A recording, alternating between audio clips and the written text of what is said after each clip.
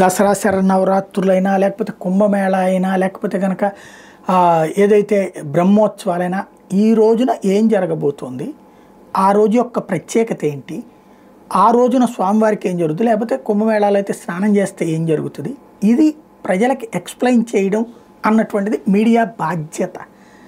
ఎందుకంటే లక్షలు కాదు కోట్లాది మంది హిందువులు ఇవాళకి మత ధర్మాన్ని పాటిస్తున్నారు, ఆచార ధర్మాన్ని పాటిస్తున్నారు. కాబట్టి సరే పాటించడానికి అవసరం లేదు, పాటించే వాళ్ళు కూడా కోట్లలోనే ఉన్నారుగా, వాళ్ళ వరకు చెప్పాలి కదా.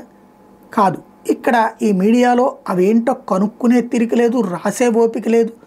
దాని పరిణామం ఎట్లా తయారవుతుందయ్యా అంటే అడ్డదిడ్డంగా తయారవుతుంది. ఇప్పుడు కుంభమేళా గురించి వార్తలు ఏం రాయాలి, అక్కడ జరిగేది ఇవాళ ప్రత్యేకత ఏంటి, అలాగే ఏ ఏ ఘాట్లలో ఎట్లా ఉన్నాయి, ఎక్కడైతే ఎక్కువ వస్తున్నారు, ఎక్కడ తక్కువ వస్తున్నారు, ఎట్లా వెళ్ళచ్చు అక్కడికి, ఆహారం ఎక్కడ దొరుకుతుంది, ఇట్లాంటి పదే పదే వార్తలు ఇస్తూ ఉండటం వల్ల భక్తులకి ప్రయోజనం, సమాజానికి ప్రయోజనం. బట్ అసలు అట్లాంటి వార్తలే లేవు. అసలు కుంభమేళా అంటే వార్త ఎప్పుడంటే తొక్కేసలాట జరిగితే వార్త రాస్తాం, 30 మంది చచ్చిపోయారని 4 రోజులు రాస్తాం, ఏదన్నా అక్కడ గుడారాలు తగలబడితే వార్త రాస్తాం.